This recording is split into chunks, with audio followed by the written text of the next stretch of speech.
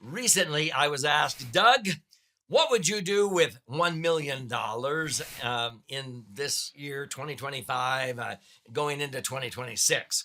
It didn't take me more than about 2 seconds to answer that question. And hopefully, you'll glean wisdom from this in this episode. So get ready, because if you ask me, hey, Doug, I have $1 million, what should I do with it? In light of what's going on in the country, the stock market's topsy-turvy, volatility and all this kind of stuff. Oh, no problem. I'm going to share it right now. So I'm Doug Andrew. I've been a financial strategist and retirement planning specialist now for north of 5 decades. And I've helped thousands of Americans protect their hard-earned money to prepare for a comfortable retirement, not outlive their money, because most retirees, that's their biggest worry or concern, is outliving their money. And so if you've watched very many episodes on this channel, I help people become immune from the dangers of taxes, inflation, and market volatility. And so that is what those are the three big reasons what cause most Americans to outlive their money, okay? And so there's no question what I would do with $1 million in 2025, 2026, especially with what's going on with tariffs and is it going to be good or bad, or how's it going to happen? How's the economy going to go? I don't have to worry about that. Okay. It doesn't matter if the economy goes up or the market crashes, I'm protected. That is accomplished through max funded IUL. So let me just make sure you understand. I can take $1 million, and I'm 73. Okay, no, I don't color my hair. Everybody goes, he colors his hair. No, I don't. I don't know what it's genetic or whatever it is, but no, I don't. I'm 73 years old right now, and I've had a few health issues. About 7 years ago, I had a couple of stents put in my LAD artery, and last year I had an episode with perforated diverticulitis, and I've got severe spinal stenosis in my back. So when I ride a bike 50 miles, I pay for it. And so, yeah, I've got a few issues. I do think I am in better health than a lot of 73-year-olds. But, with these health issues, a lot of older people say, well, I can't qualify for life insurance. Who told you that? Okay. I had an 83-year-old. Actually, he was 78 when he came to us, but he had the life expectancy of an 83-year-old. He had 3 blocked arteries, adult onset diabetes, a prostate cancer episode, 6 sisters predeceased him, and 3 brothers. And we got him approved for an IUL, rated table D, and we were able to squeeze down the death benefit for him. He wanted to put in $500,000. And instead of having, $900,000 of insurance, we were able to get away with about $750,000. And he was able to earn 11% and net 10 cash on cash, just like a 22-year-old athletic marathon running female, because the cost of insurance for him as a 83 type year old was the same as a 20-year-old. A lot of agents don't understand, with max funded IUL, you squeeze down the death benefit. So I'm 73. If I want to put $1 million into an IUL, I have to comply with TEFRA, DEFRA, and TAMRA. Now, TEFRA and DEFRA would normally say, well, you might need $1.7 million or $1.8 million of life insurance, but because of my health issues, if I'm rated, that allows me to squeeze down the death benefit more, because I'm not interested in death benefit. I'm interested in the tax-free accumulation. Now, when I die, I want that to transfer tax-free, that money. But I want to become self-insured. That's the objective with max funded IUL. So I could probably only be required to have $1.5 million of life insurance down here. No. Sometimes people say, well, who pays $1 million for only $1.5 million of life insurance? Our clients do. Because it's not about the death benefit. It's about self-insured. It's about the money growing tax-free. When I get the $1 million in there, I can take tax-free income, 10% payout. I can take out $100,000 a year tax-free the rest of my life. That's what I want. I want tax-free income out of that $1 million. If I die and it blossoms to $1.5 million, I'm good with another $500,000 if I die. Now let's come back here.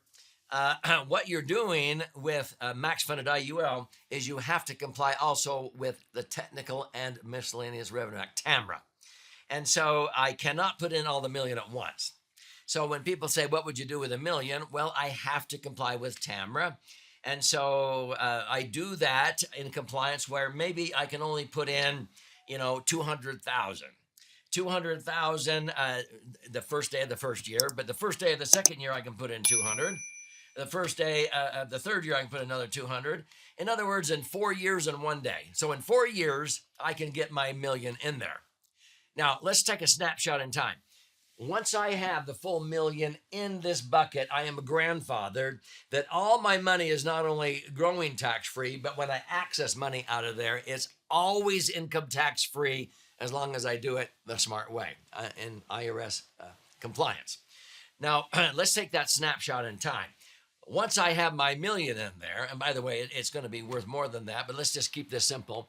The difference between my money, the cash value of the million, and the original death benefit, $1.5 million, if I die, it doesn't leave behind $2.5 million. I could have chose that option, but that's not what I wanted. I wanted my million to grow tax-free, and so I want the spigot on this bucket to drain out the least amount of cost possible. I want the insurance to get cheaper as I get older. Did you hear that? Here's how it got cheaper. When I got my million in there, if I die, it only leaves behind $1.5 million, but $1 million of that is my own money. The insurance company is only on the hook now. The net amount at risk to them is only $500,000, and they only charge me for the net amount at risk. They're only charging me now for $500,000, only 1/3. 4 years into this bucket, this IUL, they're only charging me for 1/3 of the death benefit that they're actually on the hook to cough up if I die, because the rest of it's my own money. Now the insurance is 1/3 of what it was. Now this million is going to grow to equal $1.5 million, probably within a couple of years after that. Now my cash equals the death benefit. The cost of insurance is basically zip. I'm self-insured. But the insurance company actually pays out about 5% more than that if I die. Now, if this million doubles to 2 million in 7.5 years, like it typically has done, sometimes sooner, sometimes it might take 8 years or 8.5 years, but every 7.5 years, usually our clients' money doubles if they diversify and come in for annual reviews to rebalance. So let's keep it simple. The million doubles to 2 million if I don't need income out of it, but now I can take 200,000 a year of income. But when my money is doubled to 2 million, if I die, the insurance company would pay out $2,100,000. But they're only charging me for $100,000 of net amount at risk. The interest on $2 million dwarfs the cost of $100,000 of life insurance. Does that make sense? The insurance gets cheaper as you get older. In fact, down the road, 10, 15 years, if I earned 11, I would net 10.9. If I earned 9, I'd net 8.9%. The insurance is only using about 1/10 of the interest that I'm earning. I mean, hello, I'd like to earn 10 and net 9.9 after all costs and fees. IUL is one of the most inexpensive products around, and yet the naysayers out there, oh, it's so expensive. No, it isn't. I can prove to you. Watch on my channel. This is less than 3.5% of what an asset manager would charge you to accomplish the same results over a 30-year period. If you invested $500,000 and it doubled to $1 million, to $2 million, to $4 million, to $8 million, an asset manager charging you 1% on that for 30 years would have earned $980,000. Okay, and all that isn't even your own money. Only about $700,000 of that is your own money. Your advisor's charging you 1% on the third that belongs to the government in tax. What? I can achieve the $8 million tax-free, and the compensation was only about 3.5% of that. It's only about $30,000 at the most on an IUL. What would you rather pay? $30,000 or $980,000 in fees to an asset manager? IUL is one of the most inexpensive products out there. Now let's come back to why I would do this with $1 million today, because I don't have to worry if the market's up or if the market crashes, because I'm using indexing. If I have $1 million of cash value in that policy, and if I feel bearish about America, I can just accept the general account portfolio yield, which has been anywhere from 4% up to 15.5%. Since 1980, it's been in that range. Let's take the lowest, 4%. I can just accept 40,000 tax-free on my money. That would be like earning 6% taxable interest. There's not a bank around that I know that's paying that. And so I can do that if I feel like we're headed for a recession. But if I feel bullish about America, I think the economy is going to go up, which I do, because Trump is a pragmatic businessman. He understands how money works and how economics work better than most presidents have. And so this is not a political agenda here. I'm just saying he understands that better than most politicians. Well, I can tell the insurance company, take the interest on my million, 40,000, and fund an options budget. This allows them to have the wherewithal, the number one purchaser of options in the world, to pay me 80,000, 8%, or 120,000 on my million this year, 12%, maybe up to a cap. Maybe the cap is 12 or 15 or 16. Sometimes there is no cap, and I've gotten 61.33%, okay? But you can choose these because the insurance company is using options on the interest on my money. I can even tell the insurance company, if I really feel bullish about America, hey, don't just take the interest on my million. I'll let you take another 5%, another 7.5% of that million. Take another 50,000 or 75,000 to even fund a bigger options budget. And guess what the insurance company will do? They'll pay me 2.7 times whatever the S&P does. If the S&P goes up 10, I get paid. I get credited 27. Okay. Now you subtract the 7.5, and I'm netting 20% return on my money tax free. But this is also capping my loss. That if I guess wrong and the market crashed and dropped 40% like 2008, the most I would lose would be 5% or 7.5%. So there's all kinds of neat options. But if the market tanks doing the regular index universal life, the options expire worthless, I still have my million because I didn't authorize them to take any more than just the interest on my million. I didn't make anything, but I didn't lose. I earned zero, and zero was my hero. You can't believe how many Americans would love to just be at break even after a market crash. That's what IUL does. That's what I would do with $1 million. Now, how is this possible? Under these three sections of the Internal Revenue Code that have been in there in one form or another for now just about 120 years.